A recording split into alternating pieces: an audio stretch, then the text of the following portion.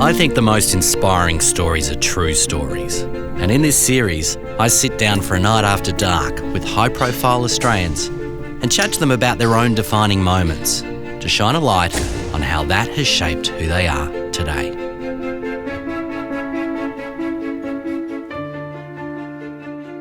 How do you describe your relationship with the ocean?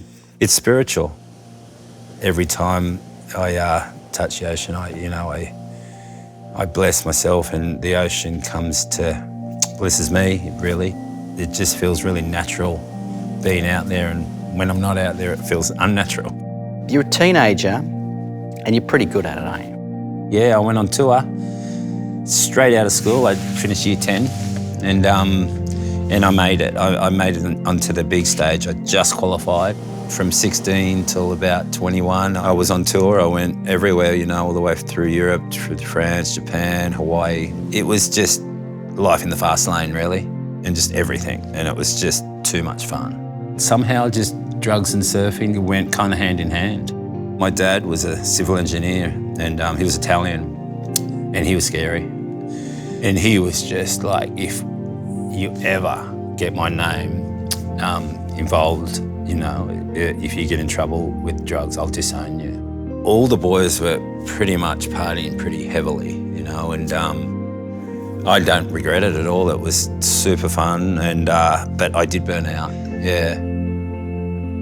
When you say burnt out, what did that mean to you?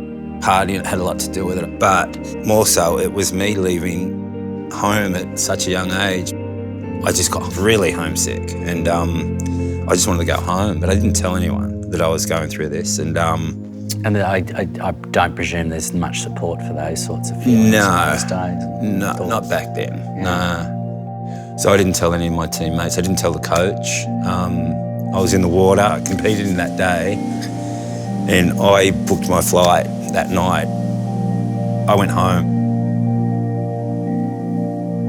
I went into hiatus, yeah. I put on a lot of weight, just eating junk food. I didn't leave my house. I wasn't going to Billabong to get my shorts. I was going to Best and Less and not telling anyone. When I came back, I think everyone loved it. You're on tour in 1992. What happened then?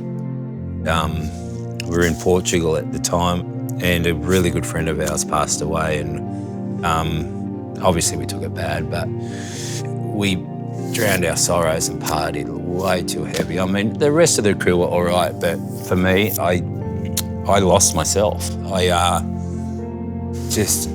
People said I wasn't me, and people were trying to help you. People were trying to help me, yeah. I went home, and then I put on all the weight again. I put on a lot of weight. So this has happened twice to me in my life, yeah. So I'd look in the mirror, but I didn't want to look in the mirror, kind of thing. When do you think you realised that you were suffering from depression? It does run in my family, Tim. I guess early in the career was just probably hiding, maybe. Because how can you get depressed when you're travelling the world and it's all there. It's all there. Yeah. So it probably hit me hard when I left the tour. Depression, with a lot of people, alcohol comes in as a... So you're self-medicating? Self-medicating, yeah.